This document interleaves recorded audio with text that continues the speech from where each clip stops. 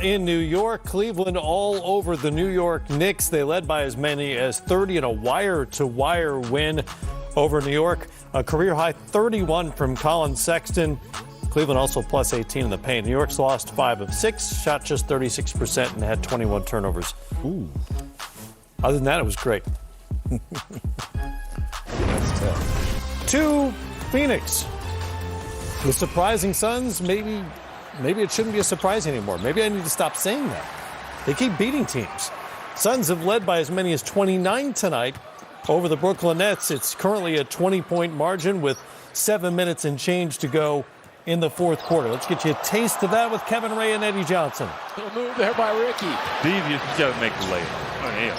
I'm not going to buy into it like a lot of fans do. Guys crosses over, makes a guy fall, but he bricks the shot and they still cheer. No. You got to complete the move. That's like going to a movie. I know popcorn. I'm leaving. Frank for 3, needs it. But he stayed that time. I liked it. Run out to Musa.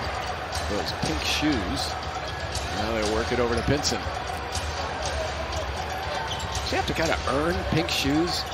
Been in the league long enough. There's Musa. If you're going to wear pink shoes in an NBA game.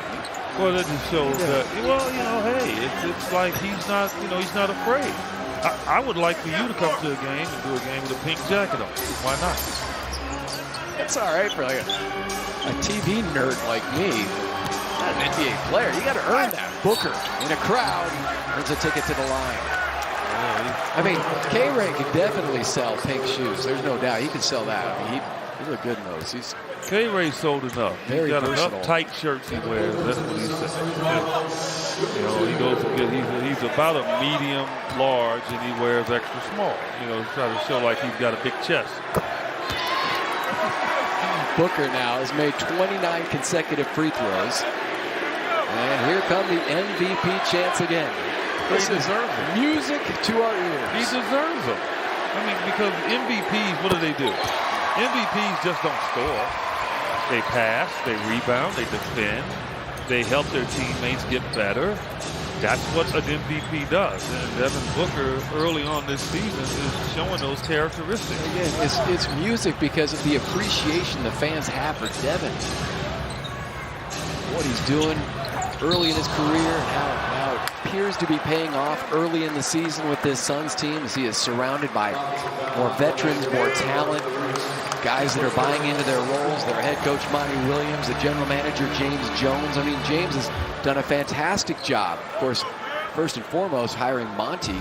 And then I'd mentioned Sean Marks, who's helped turn around this Brooklyn Nets franchise. And it's interesting because James Jones and Sean Marks were teammates here in Phoenix. Booker for the hoop.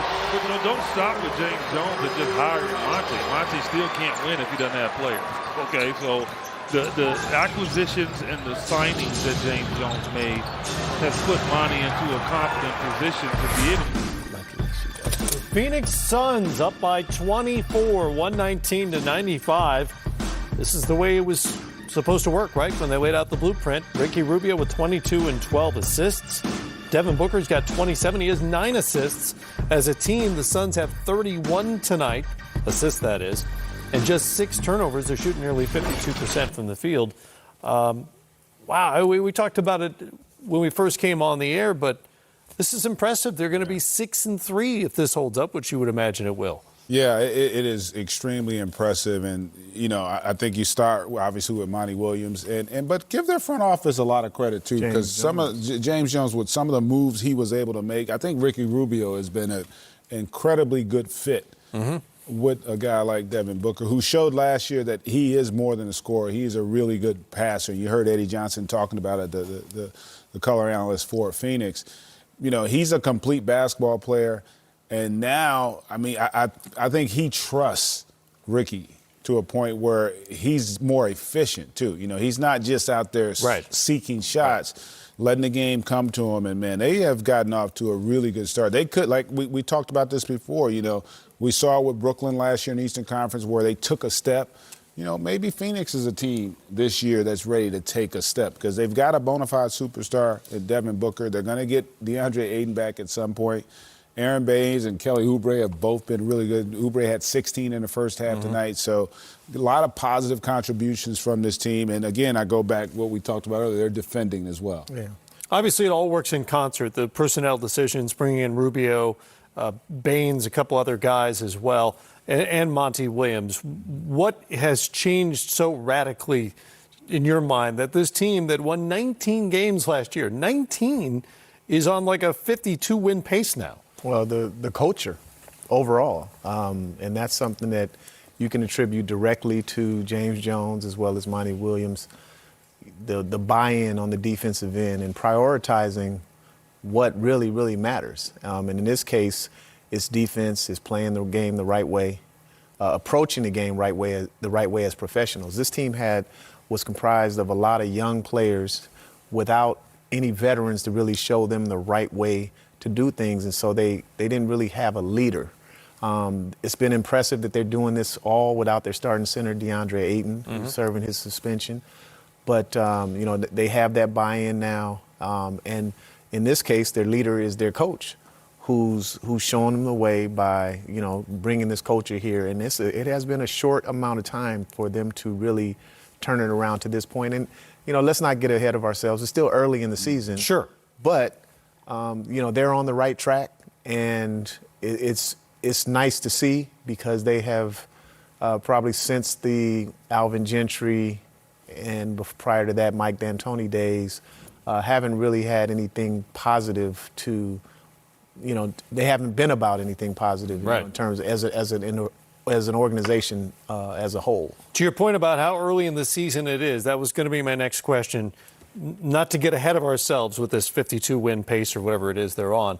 What changes in terms of scouting when teams start to see them the second, the third time around? Because you guys know how it is in the regular season sometimes.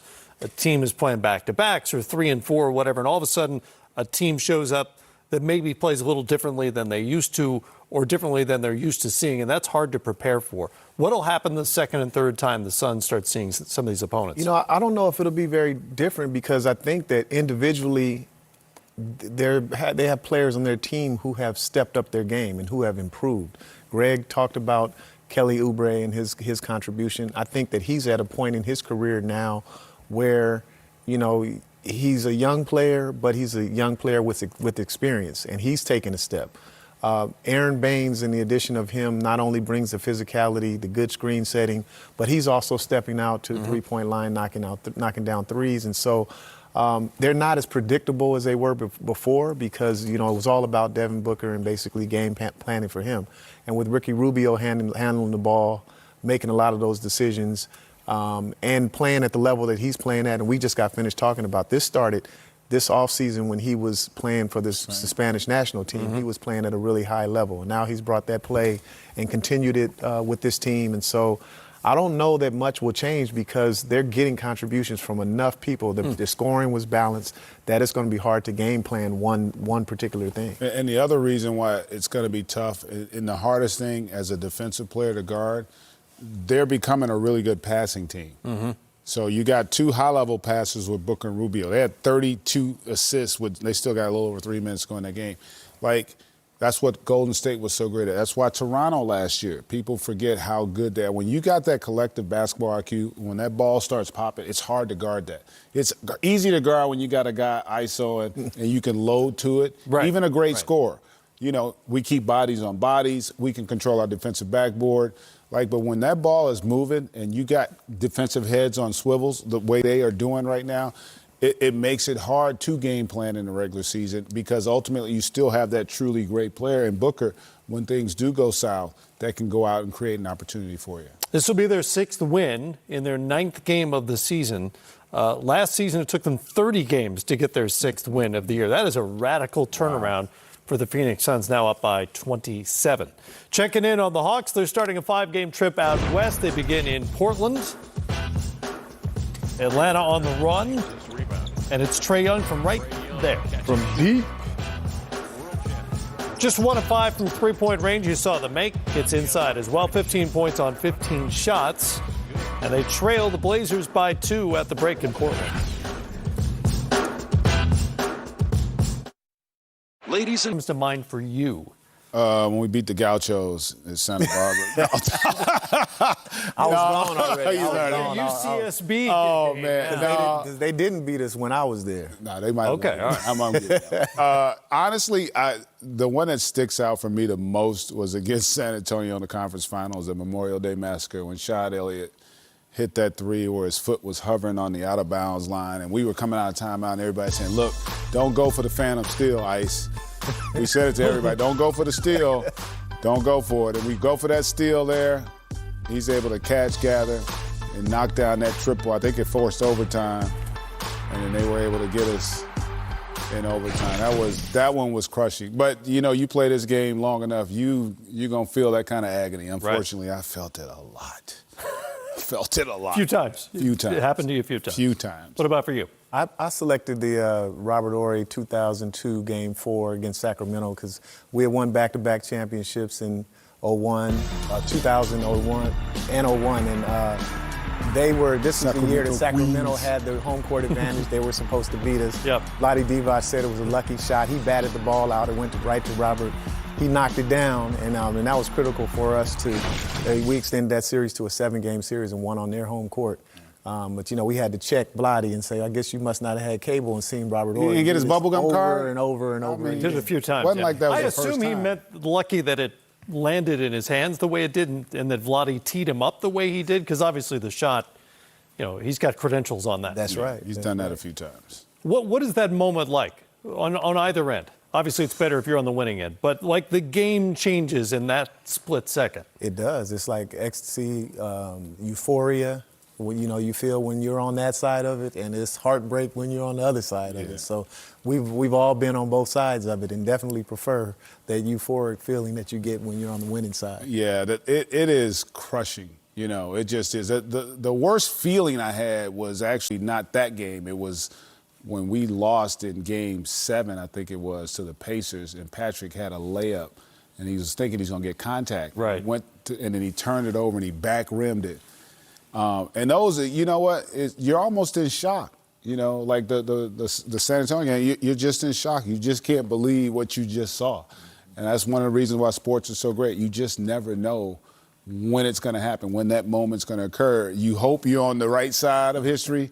And like B was saying, sometimes you're on the wrong side, and it is not a fun feeling. You're about to see B. Shaw's game winner, which happened back in 1990. If you can take us through this. Well, what I remember of it, Robert Parrish took a jumper at the baseline, and I just boxed Michael Jordan out and was able to nudge one in right at the buzzer. So for me, that was great because all the teammates that I played with, Mikhail, Robert Parrish, Larry Bird, DJ, and obviously against Michael Jordan. So for me, that was my moment. Now, that was lucky.